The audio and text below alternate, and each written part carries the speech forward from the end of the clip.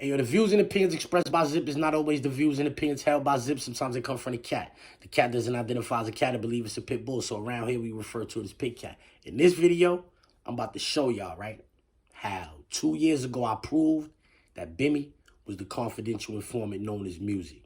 Well, actually, they proved in 1997 that Bimmy was a confidential informant. They proved it back then.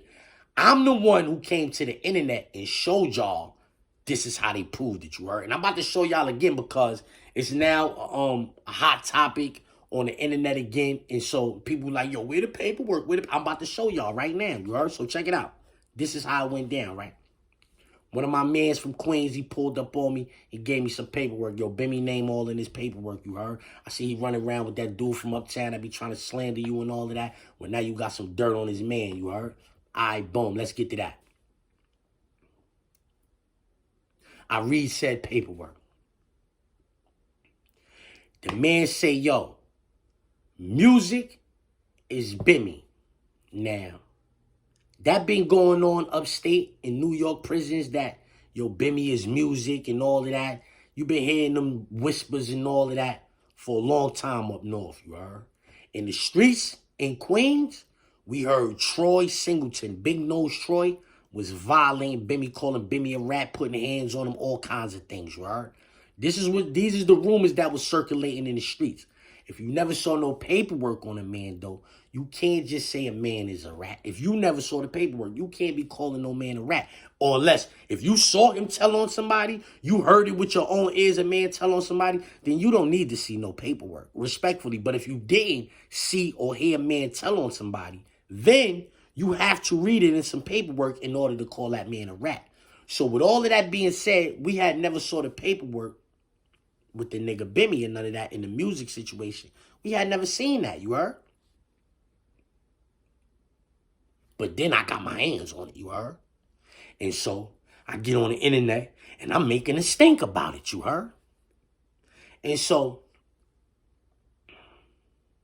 as I'm on the internet reading the paperwork, Bimmy, his nephew, and Mikey B, shout out to We Locked In, they get on the internet and they trying to like combat what I'm saying. So me, I pull up on the platform. Check it out. All that shit's bullshit to me. I don't, cause I know me. You said? Yeah, please, Yeah, that please. shit's bullshit, bro. Right. On this date, the assignment with the mail known to this department in regards to this case. The assignment is informed by the CI that the victim named Carlton from the basketball shooting in Baisley Park was killed for a reason and gives the following chain of events. Carlton committed the homicide of a male in the confines of the 73rd precinct. And this act was... What is 73rd precinct at? What is 73rd precinct at? Brooklyn.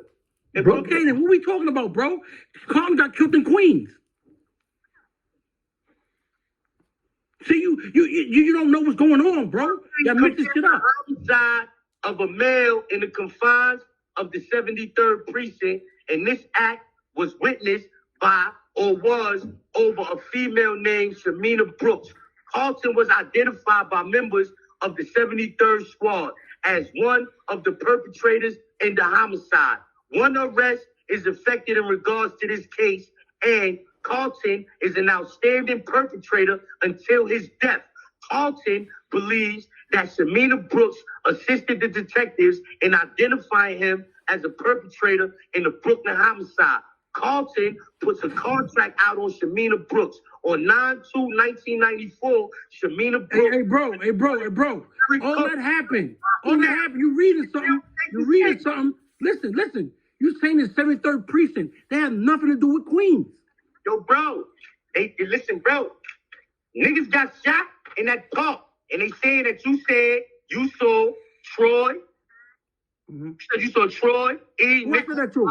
You ain't Who I said that to? Mm-hmm.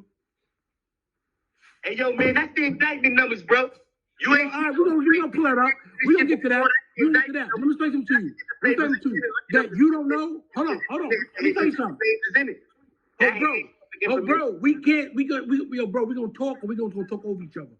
You know what I'm saying? Like you talking about a real nigga here, bro. You know what I'm saying? Oh, that's something. I don't know now. All right. So, as I tried to read the DD5,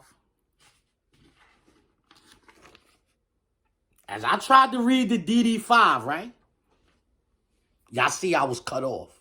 I never got a chance to read the DD5. I got the DD5 right there so you could read it. You understand what I'm saying? You could follow along and read while they never let me read basically the body of the DD5, right? The next day, Bimmy goes on Gully TV platform. Salute the Gully TV. Check this out. 5 years ago. Gully, you froze? Nah, I'm good. I'm good. Oh. So I'm gonna go back 30. Nigga, I can't see you sitting still, man. I'm like, nigga, you got a picture up? Nah, that's me. Go ahead. So 35 years ago, a dude get murdered on a block. Him and a female. A female, she got hit, but the dude died. But the dude was attached to two dudes in Queens. That was real niggas, right? So dudes retaliate for the dude that got killed in the car with the girl, right? The girl from Brooklyn, right? I don't know her. I know the dude that got killed in the car, if I don't know her, right? So one summer, I'm about to play ball. I'm in the park, my game, I'm at half court. You know, the dude that did the killing, he's outside the park. I'm in the middle, right? All we hear is shots. Pop, pop, pop. Homie get hit. My niggas surround me, push me out the park.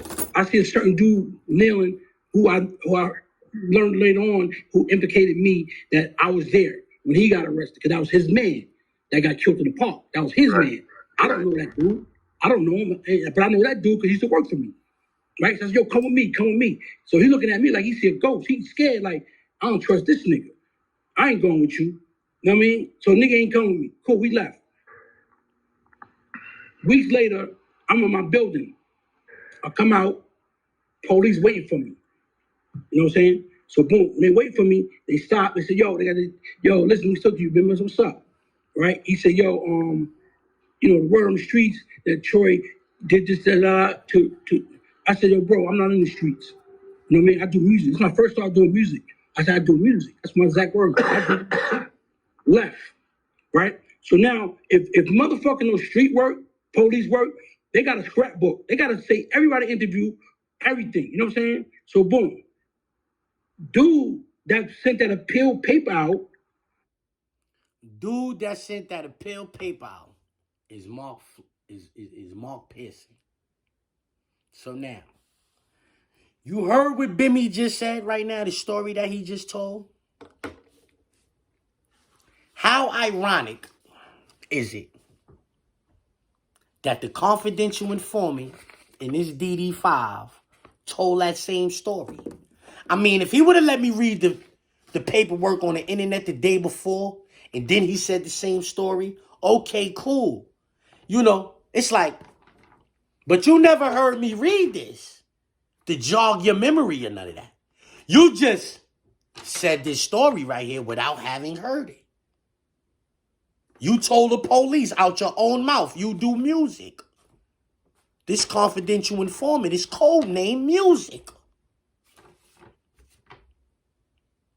On this date, the assigned met with a male known to this department in regards to this case. The assigned is informed by the CI that the victim, named Carlton from the basketball shooting in Baisley Park, was killed for a reason and gives the following chain of events. Carlton committed a homicide of a male in the confines of the 73rd precinct, and this act was witnessed by or was over a female named Shamina Brooks. Carlton was identified by members of the 73rd squad as one of the perpetrators of the homicide. One arrest is effected in regards to this case, and Carlton is an outstanding perpetrator until his death. Carlton believes that Shamina Brooks assisted the detectives in identifying him as a perpetrator in the Brooklyn homicide. Carlton puts a contract out on Shamina Brooks. On 9/2/1994, see, I never read this, right? On 9/2/1994, Shamina Brooks and her friend Derek Cook are sitting in an auto. A car pulls up and two males in the auto start shooting. Shamina Brooks is shot 5 times and Derek Cook is shot once in the head and is killed. Shamina lives. Derek Cook was running with a group known on the streets as the Young Guns. Ain't that what Bimmy told Gully? and described the male who were involved in the street robberies and drug dealings. The Young Guns have a reputation for being extremely violent. Ain't that what Bimmy told Gully? These are serious dudes out here. The informant further states that he saw 4 members of the Young Guns present in the park during a basketball game. The 4 males known to the CR by the street names Troy, E, Nichols, and Pipe. And that word on the street is that Troy killed Carton. But he said the police said, your word on the streets is that Troy killed Carton. And that everyone knows that. E drives a black BMW with smoked out windows, 525 models, and Troy drives a green Lexus. The assigned is further informed that the informant did observe several other persons known to him in the park during the basketball game. The informant saw a male known to him as Long, who is a drug dealer from Sufton Boulevard. Also observed was a male known as Bootsy, a drug dealer from Rockaway Boulevard.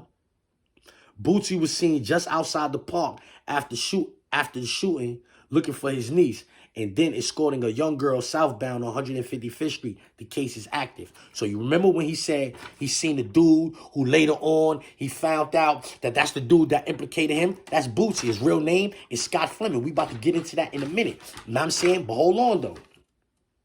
What else here happened? A confidential informant is naming all of the big-time people that was in the park at the time. Bimmy is in the park when the shots go off. People surround him like the president. That's what he told Gully. He said his mans in him surrounded him. So when a confidential informant is talking to the police officer and he's naming the big-time drug dealers in the area, why he don't name Bimmy? Huh? Why he don't name Bimmy? But the confidential informant said he seen Bootsy leaving the park, and Bimmy said he seen Bootsy leaving the park. He didn't say his name, but he said that's the guy that implicated him. Well, Scott Fleming is the one that got these niggas the information. These DD5s is from Scott Fleming case. He had these. You understand? Hold up. I forgot to tell y'all. Bimmy also said, I'm trying going on. I'm trying to tell you something, bro. What you need to do, nigga, is contact Troy's lawyer and see me, my man Rashid, went up there and I signed an affidavit. Nigga, I ain't never seen nothing about his name. Nigga, nothing. I had to sign an affidavit. Yeah, because my name was circulating, talking about I was in the park. And nigga, when it happened, that's why. Hey, I'm going to play this again, right? Look at his mans in them faces when he said he had to sign that affidavit. See, these is jail niggas. These is niggas that been in jail. These is niggas that really know what's going on. That's his nephew. He trying to take up for him. Mikey B and his nephew, they had a platform together, so Mikey B was kind of trying to take up for him too. But just look at their faces. Look at their faces. I'm trying to tell you something, bro. What you need to do, nigga, is contact Troy's lawyer and see me, my man Rashid, went up there and I signed an affidavit. Nigga, I ain't never seen nothing about his name. Nigga, nothing. I had to sign an affidavit. Yeah, because my name was circulating, talking about I was in the park. And nigga, when it happened, that's why. Affidavit. That's it. That's all I had to hear. Is that you Yeah, you heard it. You heard it. Think you're right. You did bad, nigga. That's it. He did bad. That's a fact. So now, right? He said he signed the affidavit saying Troy. He ain't never say nothing about Troy. There's a confidential informant named Music who talked to the police, who told the police everything that Bimmy said. And Bimmy told the police at one time when they ran down on him, asking him questions about this. So there is a police who asked him questions about this and all of that. He told that police, yo, I do music. So some other police said one of his confidential informants' name is Music. They told the same story up into the part where they see the nigga Bootsy leaving the park. Bimmy ain't say the nigga name, but he said the nigga that implicated him, right? Said the nigga that implicated him, right? Okay. This right here is the nail in the coffin, you heard? This right here is, while Mark Pearson was on trial, he got these DD5s. He didn't have these DD5s before he started trial. He got them while he was on trial. So the judge said, put the case to the side for a second, let them interview these people in these DD5s. So whether you was a confidential informant or not, the judge has just ordered for these people to be interviewed because this is evidence. But hold on. Please take notice that upon the annexed affirmation, Joseph V. de Blasi, dated March 12, 1997, the annex exhibits annexed thereto and all other proceedings therefore to and herein, the undersigned will move this court on behalf of the defendant at the courthouse located at 12501 Sufton Boulevard, Kew Gardens, New York, Park K20 thereof, on the 13th day, March 1997, 9:30 o'clock in the forenoon of that day, or as soon thereafter, the counsel may be heard for the following relief: granting the dismissal of indictment, granting a mistrial, and such and further relief as may be just and proper under all circumstances of this case.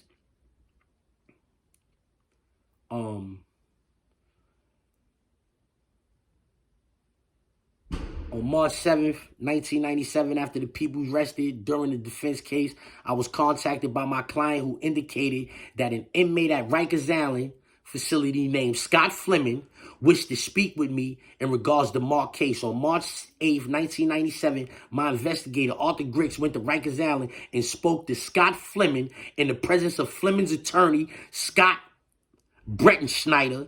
During this conversation, Mr. Fleming indicated that he had material to show that Mark Pearson was not responsible for the crime before this court. Mr. Fleming also indicated that he was a defendant in another 113th precinct homicide, the Baisley Park homicide, and although somewhat reluctant to talk, gave his attorney permission to have Mr. Griggs review the DD5s in the Baisley Park case. Upon reviewing the reports, we discovered 3 DD5s with specific information about Mr. Pearson's case. Exhibits A, B, and C. On March 9th, boom, that's that one. On March 11th, boom, that's that one. The following are the results of my investigation. With regards to Exhibits A, a conversation between myself, the confidential informant, took place at the district attorney's office in the afternoon of March 12th, 1997.